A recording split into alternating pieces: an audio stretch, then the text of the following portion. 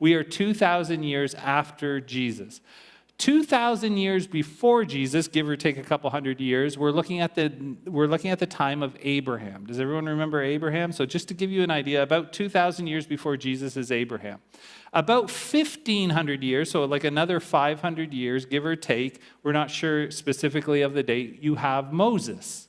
Right? So you know Moses gives you an idea, 2,000 years, Abraham, 1,500 years before Jesus, Moses.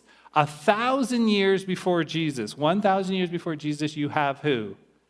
King David. So just keep that in mind. If you're ever reading about King David, you're talking about a long period of time before Jesus, 1,000 years. So if you can kind of keep that in your mind, it just gives you reference and an idea. Now, there's two other dates that you need to keep in mind as a Christian for when you're reading the Old Testament. And one of those dates is the time when Micah is prophesying. And that date is 722 BC. Say it with me, 722.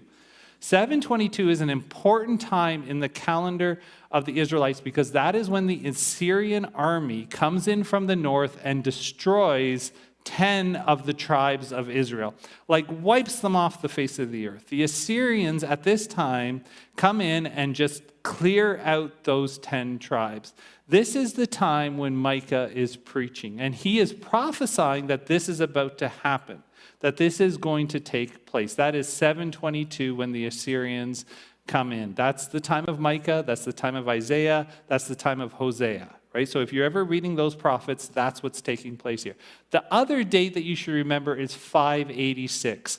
What is 586? Say it with me, 586 BC, about 586 years before Jesus, give or take.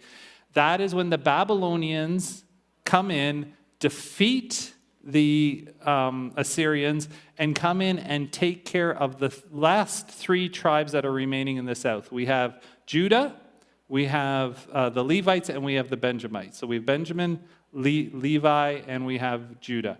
The reason why that is an important date to remember is that God does not wipe them off the face of the earth. He keeps those tribes. Why? Because out of the tribe of Judah, there must be the one who comes, right? So Bethlehem, in the tribe of Judah, the Messiah must come there. But God is still punishing them for their sin. So what does he do? He removes them to exile. They go to Babylon for 40 to 70 years, and then they return, right? They return. So when I read this, if that's in context, this gives you a much better idea. There is going to be one who comes who's from ancient times. Therefore, Israel will be abandoned. God will abandon her or give her over until the time when she who is in labor gives birth, and the rest of his brothers, the one who is born, the rest of his brothers, the rest of the Jews, return to join the Israelites. Right? So there's this idea that they're coming back from the exile.